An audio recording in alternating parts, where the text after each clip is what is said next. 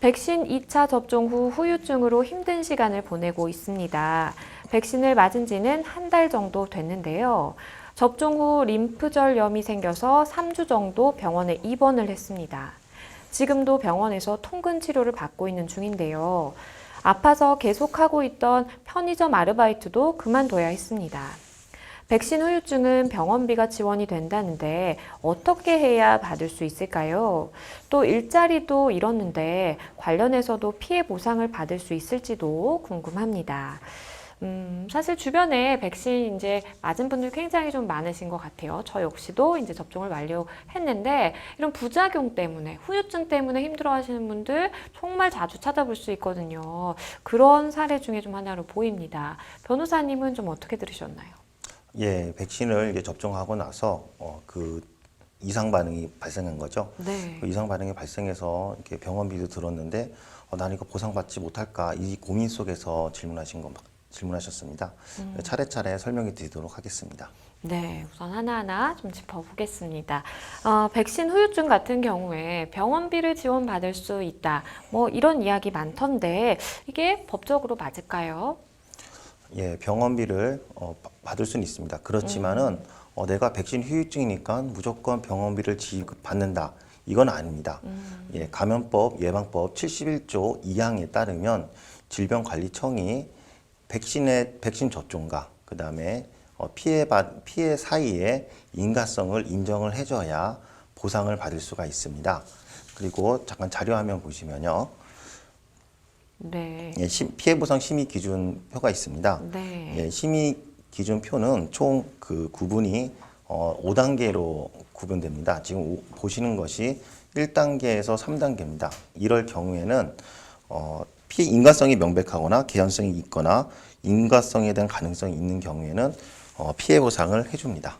그리고 그 다음에 보시면 그 다음 구분을 보시면 4번하고 5번이 있습니다. 구분해서 보시면 인과성이 인정되기 어려운 경우, 그 다음에 5번이 명백히 인과성이 없는 경우에 있습니다. 지금 말씀하신 것처럼 총 5가지가 있는데 이 중에서 이제 병원비 지원은 4번이 또 나눠집니다. 그 백신을 맞고서 명백하게 자기가 몸이 아파서 병원에 갔습니다. 네. 그래서 시간적 개연성이 있는 경우죠. 이런 경우에 보통 4-1, 4-2라고 표현하는데요. 그 4-1에서 백신과 이상 반응에 대한 자료가 충분하지 않은 경우, 요게 4-1에 해당되고요. 네. 그 다음에 백신보다는 다른 이유에 의한 가능성이 더 높은 경우, 이렇게 두 가지로 나눠지는데, 약간 좀 표가, 이렇게 정확히 말씀드리면, 저 표 중에서 4-1번에 대해서만 의료비만 지원되고, 그 다음에 4번 중에 4-2번에서는 의료비가 지원되지 않습니다. 네. 그래서 저 자신이 그 병원비를 사용했다 하더라도 질병관리청에서 저 보신 표 중에 4-1에 해당돼야 의료비를 지원받습니다. 모든 경우에 다 이제 지원을 받을 수 있는 것은 아니고 변호사님께서 설명해 주신 것처럼 내가 어떤 기준에 부합하는지에 따라서 의료비를 지원받을 수 있는 경우 그리고 아예 이제 보상에서 제외가 되는 경우로 이제 좀 생각을 해볼 수 있을 것 같아요.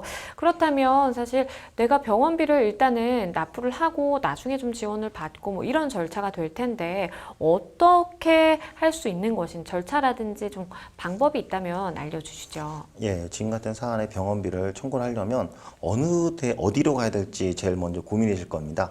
시청으로 가야 될지, 뭐 경찰서로 가야 될지, 어디로 갈지 제일 궁금하실 텐데 보건소로 가시는 겁니다. 지금같이 자기가 살고 있는 주소지에 보건소에 가셔가지고 신청을 하시면 됩니다. 그 보건소에 가시면 절차에 대한 안내 방법이 상세하게 되어 있습니다. 그리고 또한 지금 시나 구청하고 또 협력 관계에 있기 때문에 시청 또는 구청에서도 피해 보상에 관한 절차를 홈페이지 상에 잘 알려주고 있습니다. 그래서 네. 신청은 보건소에 하는데 그 절차는 보건소에 가셔서 알아보시거나 또는 자기가 살고 있는 시청, 구청의 홈페이지를 통해서 지금 전부 안내해주고 있는 상황입니다. 어떤 분들은 이런 말씀도 하시더라고요. 이제 실비보험 본인께서 가입해 두신 게 있기 때문에 실비보험을 통해서 이제 병원비를 보전을 받았는데, 근데 이중으로 사실은 병원비 지원을 또 받을 수 있을까요? 라는 질문도 주시던데 어떨까요? 예, 질병관리청에서 인가성을, 그러니까 백신 접종과 피해 사이 인가성을 인정하는 경우에는 국가에서 이 의료비를 지했기 때문에 실비를 청구하지 못합니다.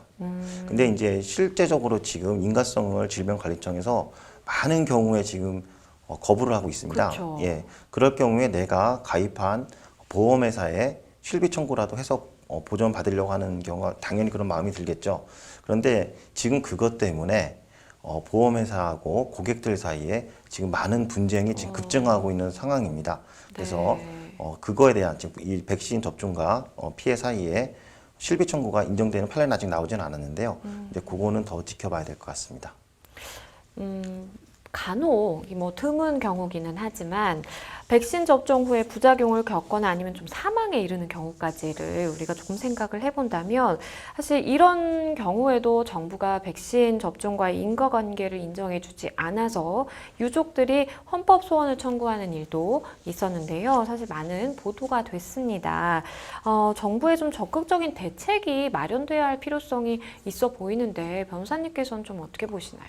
예, 지난 10월 28일 날 헌법재판소 앞에서 헌법소원을 제기했습니다. 네. 예, 유족 2명과 그 다음에 피해 가족 1명입니다. 유족은 그 아버지가 백신을 접종한 후에 다 사망했고, 그 다음에 아들과 딸, 그 다음에 사지마비가 된 아들의 아버지가 같이 헌법소원 청구를 했습니다. 총 네.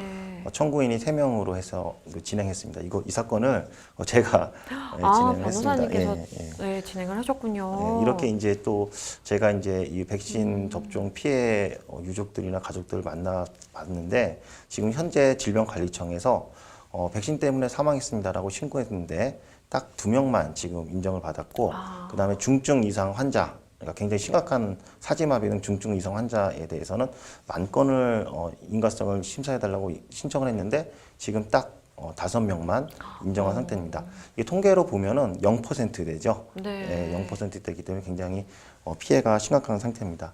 그래서 이제 피해 가족 및 유가족은 그러면 과연 어떠한 기준으로 질병관리청이 인가성을 인정하는 건지 전혀 알 길이 없는 거죠. 왜냐하면 너무 거부를 부인하고 있으니까 네. 어떤 기준으로 하는 거에 대해서 좀 자세하게 법이나 그다음에 대통령령에 규정해야 되는 거 아니냐라고 해서 헌법소원을 제기했고 또 인과관계에 대한 입증 책임이 지금 감염법 예방법에 규정되어 있지 않습니다.